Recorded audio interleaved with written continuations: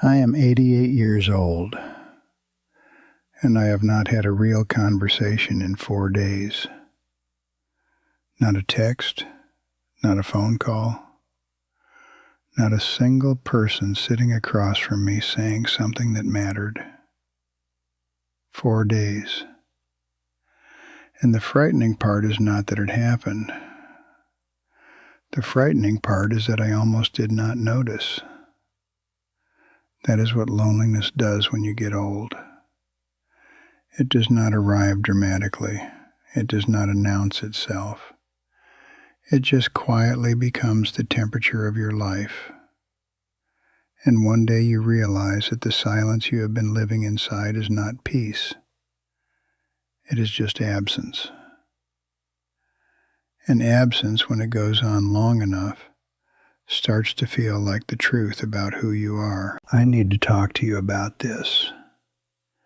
Not because I want your sympathy. I am 88 years old, and I am well past needing sympathy.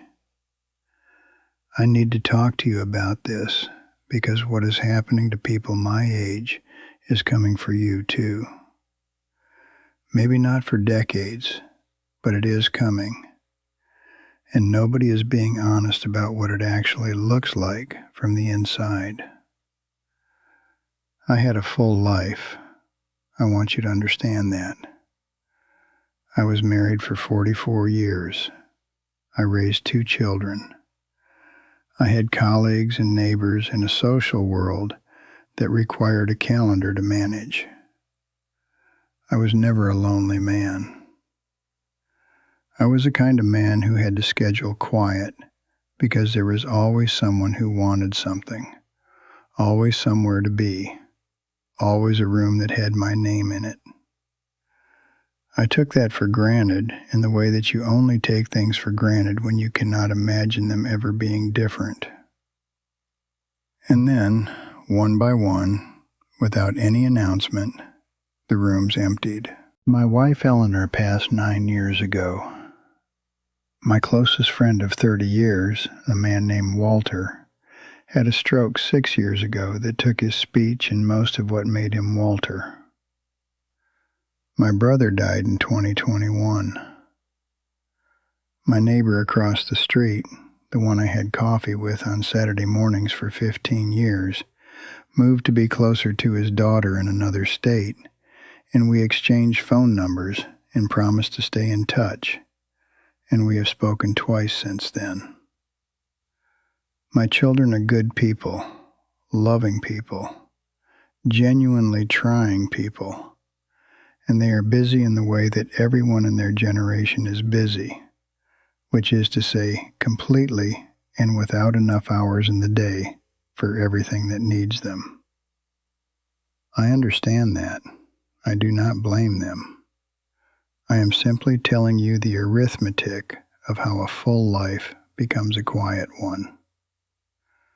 It does not happen because you did anything wrong. It happens because time moves through the people around you, and eventually you are standing in a house full of photographs of everyone who used to fill it. I want to tell you about a man named George. I met George 3 years ago at a group the local library runs on Thursday afternoons. One of those gentle community efforts to get older people out of their houses and into the same room as other human beings for an hour.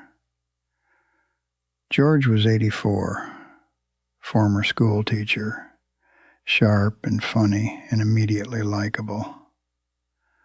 We got talking and we kept talking after the group ended, standing in the parking lot in the cold because neither of us was in any particular hurry to go back to where we had come from.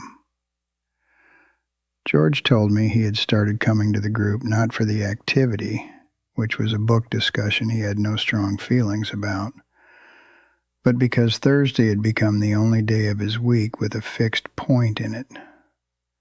The only day he knew for certain that he would speak to another human being out loud. He said it casually, the way you say something you have long since made peace with. And I remember standing there thinking, This man taught children for 35 years. He shaped hundreds of lives. He was someone that mattered profoundly and specifically to a great number of people. And now he builds his week around a Thursday afternoon book club because it is the one guaranteed moment of human contact. I did not say anything because there was nothing useful to say. I just stood there in the parking lot and felt the weight of it settle into me like cold air. George's daughter had set up one of those video calling devices in his kitchen so she could check in with him from across the country. It sat on his counter and she called every Sunday at 2 in the afternoon. Reliable and loving and 800 miles away. He told me he had started tidying the kitchen on Sunday morning so it would look right on the screen. He wanted her to see a kitchen that said, "Everything is fine here." He did not want her to worry. So he tidied, and he smiled, and he said the right things. And after the call ended, the kitchen was quiet again, and the device just sat there on the counter, like a window that only opened once a week. Now here's what people think the loneliness problem is about. They think it is about being alone. They think the solution is more contact, more activities, more check-ins, more calls, more of the surface level stuff that can be measured and scheduled. But that is not what this is about. I have had plenty of surface level contact. I can go to the doctor and speak to a nurse. I can go to the grocery store and exchange pleasantries with the cashier.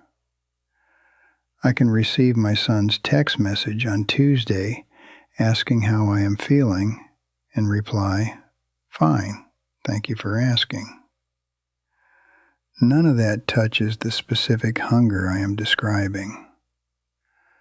The hunger is for someone who knows you, someone who knows the whole shape of your life and not just the current status update.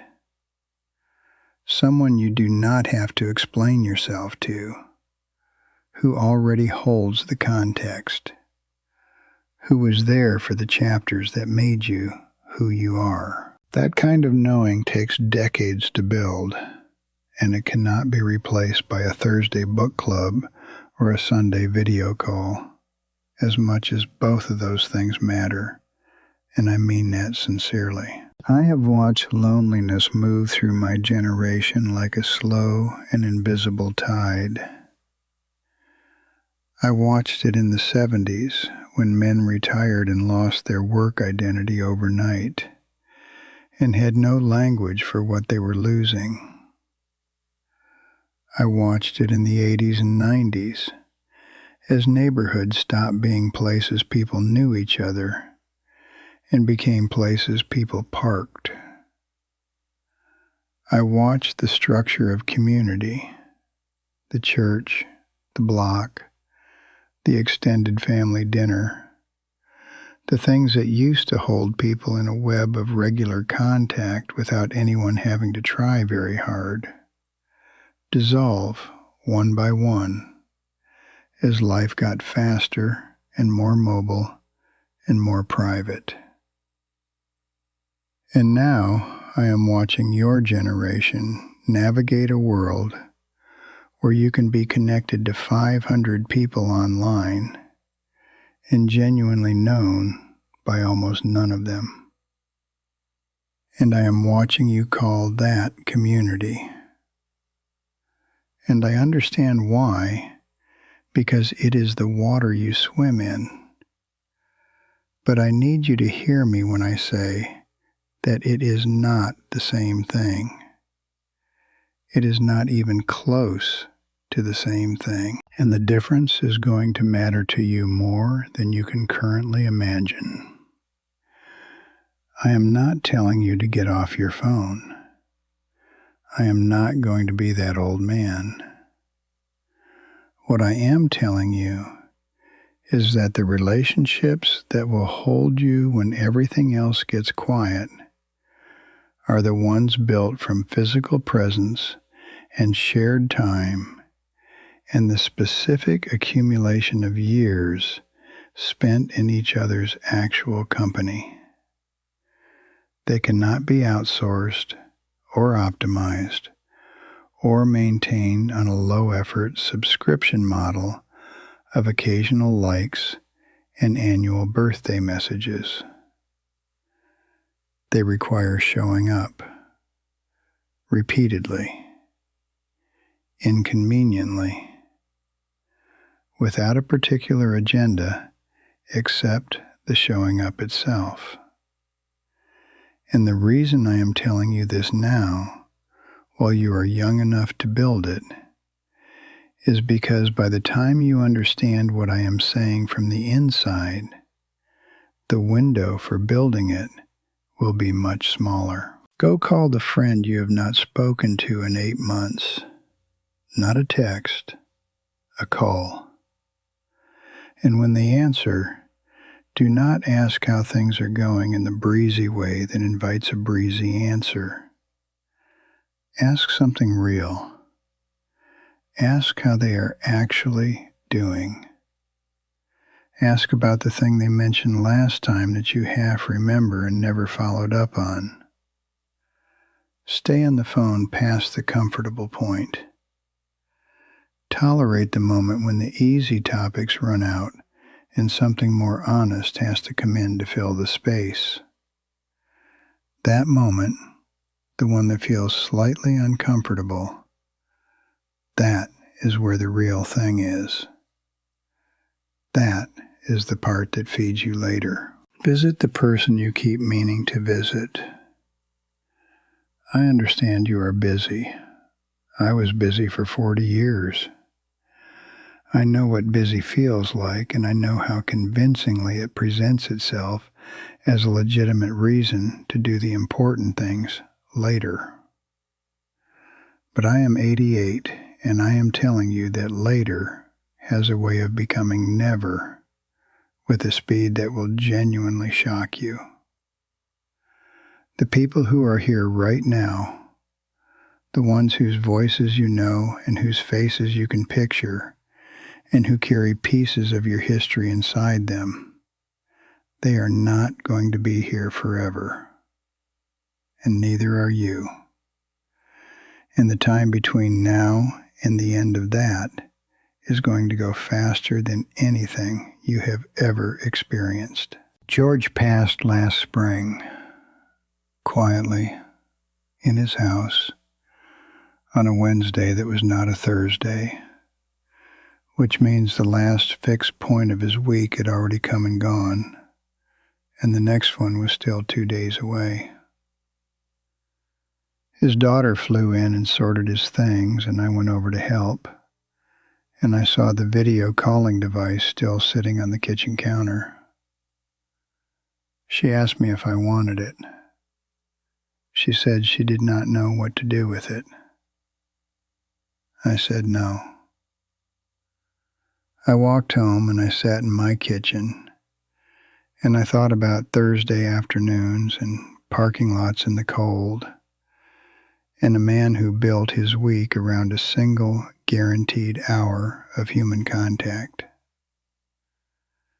And I thought about all the people in all the quiet houses in this country and every other country doing exactly the same thing, building their week around the one fixed point, waiting for Thursday. You have more Thursdays than you know what to do with right now.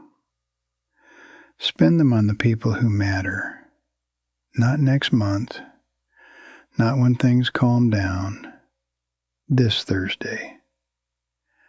Make it count for someone who is waiting for their fixed point to arrive. Loneliness is not an old person problem. It is a human problem that becomes visible in old age, because by then there is nothing left to drown it out. I am 88 years old, and I am asking you, plainly and without any performance, to please not wait until the kitchen is quiet to understand what I am saying. Go call someone right now after this. Just call.